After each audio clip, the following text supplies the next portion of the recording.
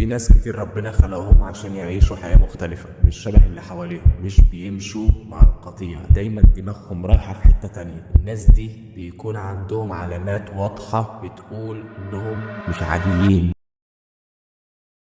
وانهم في يوم من الايام هيبقوا حاجة كبيرة قوي. لو لقيت العلامات دي فيك يبقى خليك متأكد انك ماشي في طريق النجاح والطريق الصح، حتى لو محدش شايف ده غيرك. واحد، بتحس دايما انك مش من الناس اللي حواليك، بتقعد في وسط الناس وتضحك وتهزر، بس جواك دايما احساس انك مختلف. تقعد تفكر بطريقة تانية، تفكر في مستقبلك، طموحك، وما تفكرش زيهم، واحلامك اكبر بكتير من اللي بيتكلموا عليه. الناس نفسها بتحس انك غريب، بيقولوا انك مبالغ فيه، عايش في احلام وهمية، بس الحقيقة انت شايف حاجات هم مش شايفينها، او انت بتحس بحاجات هم مش حاسين بيها، علشان انت طموحك اكبر منهم بكتير، والنجاح اللي انت رسمه في دماغك اكبر منهم بكتير، واكبر من خيال اي حد. اتنين، بتفكر في مستقبلك كل يوم. انت ممكن تكون عايش في ظروف صعبة دلوقتي، بس دماغك دايما في بكرة، بتخطط، بتتعلم، بتسأل، بتدور،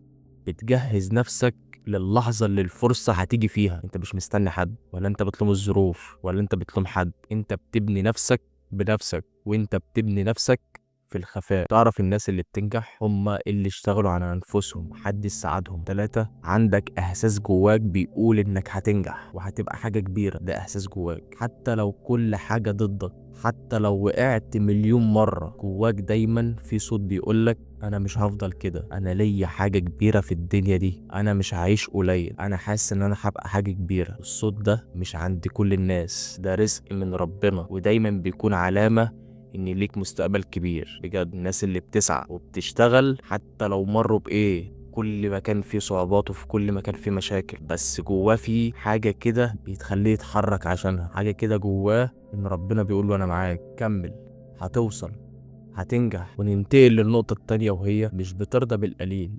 مش عايز الناس تفهمها غلط، هو اكيد طبعا لازم ترضى بالقليل عشان ربنا يرضيك، بس مش ده المعنى. المعنى ان الناس ممكن ترضى بوظيفة وخلاص، الناس ممكن ترضى بأي شيء، هو فعلا لازم ترضى، بس في ناس تانية بترضى بمكان ثابت مثلا، براتب ثابت. يعني واحد لو اشتغل في وظيفة وقال انا باخد مرتب كل شهر وخلاص، ده بالنسبة له حاجة كبيرة جدا. لكن الشخص المختلف ليه تفكير مختلف، مش لانك طماع، بس لانك حاسس انك هتقدر تعمل حاجة اكتر من كده بكتير. حاسس انك مش اتخلقت عشان تعيش حياة عادية وتموت من غير ما تسيب اثر كويس. ده احساس مش اي حد بيستحمله. واكيد طبعا الواحد ما بيطلعش السلم مرة واحدة، الواحد بيطلع درجة درجة علشان يوصل للي هو عايزه. الواحد بيبدأ بحاجة صغيرة جدا عشان ياخد الحاجة الكبيرة. 5، بتتعلم من الآلام ومش بتستسلم. كل مرة تقع فيها بتقوم أقوى، كل مرة لحظة انكسار بتقع فيها بتقوم أقوى. احنا بشر، بنتعب وبنتألم، بس الشاطر اللي بيعرف يقوم نفسه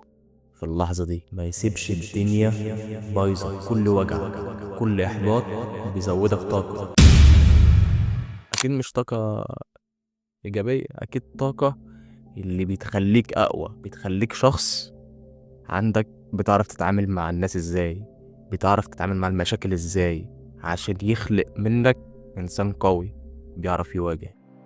والشخص اللي بيواجه هو ده الشخص اللي بيعرف يحل مشاكله ومشاكل الناس، اللي الناس بتعرف تعتمد عليه. لكن الناس العادية الألم بيكسرها، التعب بيوجعها، لكن انت الألم بيحولك تبقى شخص قوي. شخص قوي مش انك تفتر عن الناس، شخص قوي شخصيا. كل ضربة في حياتك بتقربك من الصورة اللي ربنا كاتبها لك. خلي دي في دماغك، وربنا ما يجيبش أقوى المعارك إلا الأقوى جنوده. وآخر حاجة بطل، لو لقيت العلامات دي فيك فصدقني انت شخص مش عادي، ومكانك مش صدفة، وبرضه مش مكانك في الصفوف الأخيرة. ما تستناش الناس تسقف لك ولا تفهمك حتى ولا تشجعك. اشتغل على نفسك، خليك ثابت، اوعى تتنازل لأي وجع ولا أي ظروف ولا أي مشاكل، لأنك في يوم من الأيام هتوصل لحتة محدش فيهم كان يتخيل إنك هتوصلها. اوعى تنسى دي.